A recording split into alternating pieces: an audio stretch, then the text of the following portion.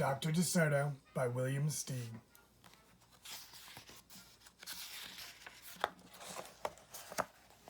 Dr. DeSoto by William Steig. William Steig is the author and illustrator of this book.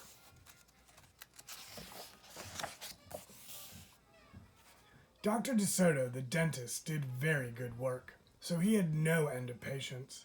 Those close to his own size, moles, chipmunks, etc., sat in the regular dentist chair. Larger animals sat on the floor while Dr. DeSoto stood on a ladder.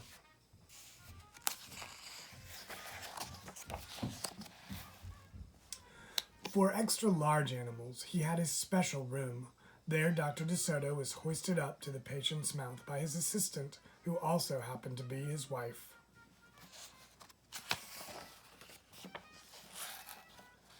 Dr. DeSoto was especially popular with the big animals. He was able to work inside their mouths, wearing rubbers to keep his feet dry, and his fingers were so delicate and his drills so dainty they could hardly feel any pain. Being a mouse, he refused to treat animals dangerous to mice, and it said so on his sign. Dr. DeSoto, dentist. Cats and other dangerous animals not accepted for treatment. When the doorbell rang, he and his wife would look out the window. They wouldn't admit even the most timid-looking cat.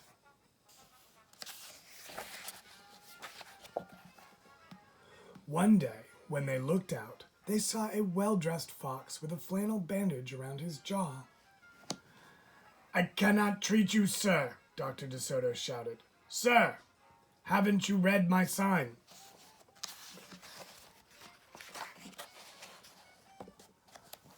"Please," the fox wailed, "have mercy, I'm suffering."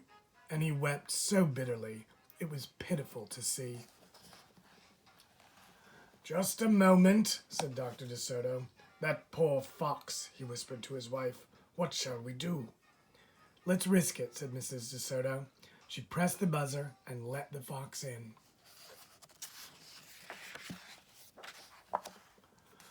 He was up the stairs in a flash. "Bless your little hearts," he cried, falling to his knees. "I beg you, do something. My tooth is killing me."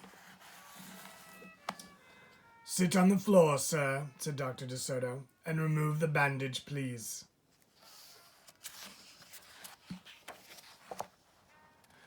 Dr. DeSoto climbed up the ladder and bravely entered the fox's mouth. "Ooh, wow," he gasped.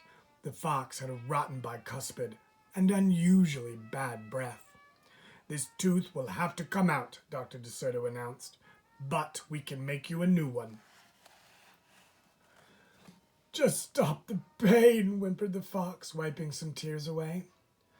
Despite his misery, he realized he had a tasty little morsel in his mouth, and his jaw began to quiver. "Keep open," yelled Dr. DeSoto. "Wide open," yelled his wife.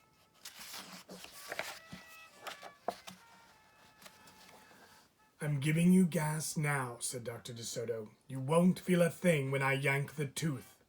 Soon the fox was in dreamland. Yummy," he mumbled. "How I love them raw, with just a pinch of salt and a dry white wine." They could guess what he was dreaming about. Mrs. DeSoto handed her husband a pole to keep the fox's mouth open.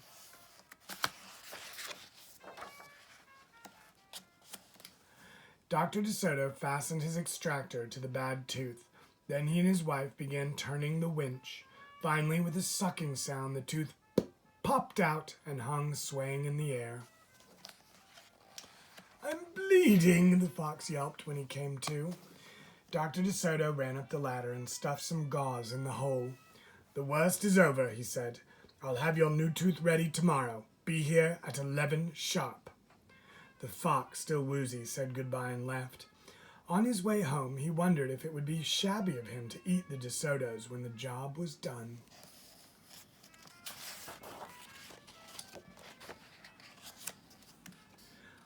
After office hours, Mrs. DeSoto molded a tooth of pure gold and polished it. Raw with salt, indeed, muttered Dr. DeSoto. How foolish to trust a fox. He didn't know what he was saying, said Mrs. DeSoto. Why should he harm us? We're helping him. Because he's a fox, said Dr. DeSoto. They're wicked, wicked creatures. That night, the DeSotos lay awake, worrying. Should we let him in tomorrow? Mrs. DeSoto wondered. Once I start a job, said the dentist firmly, I finish it. My father was the same way. But we must do something to protect ourselves, said his wife. They talked and talked until they formed a plan. I think it will work, said Dr. DeSoto. A minute later, he was snoring.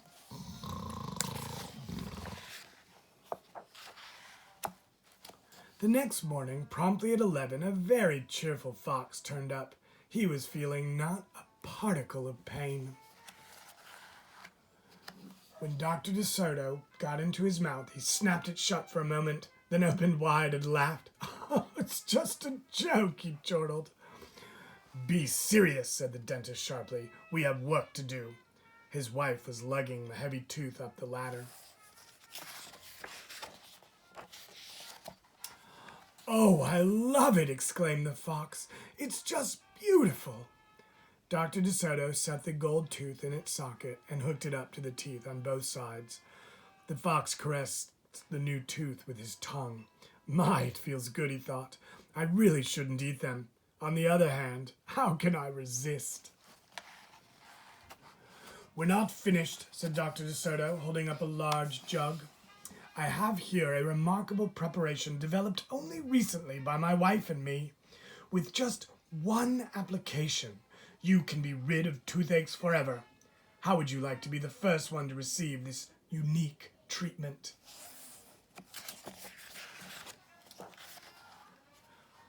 I certainly would, the fox declared. I'd be honored.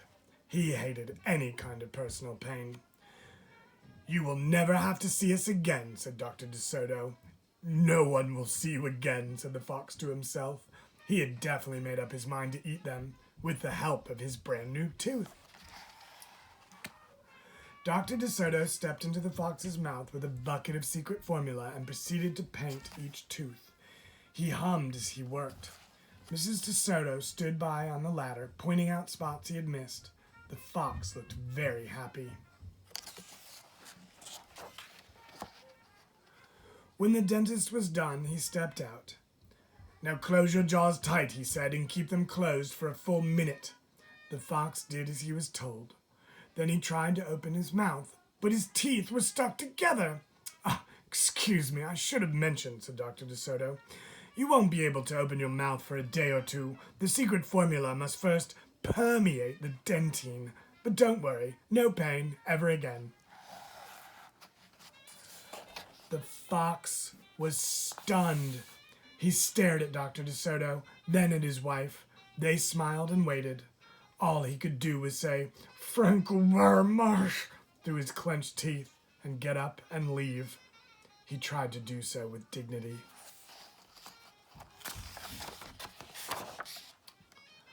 Then he stumbled down the stairs in a daze.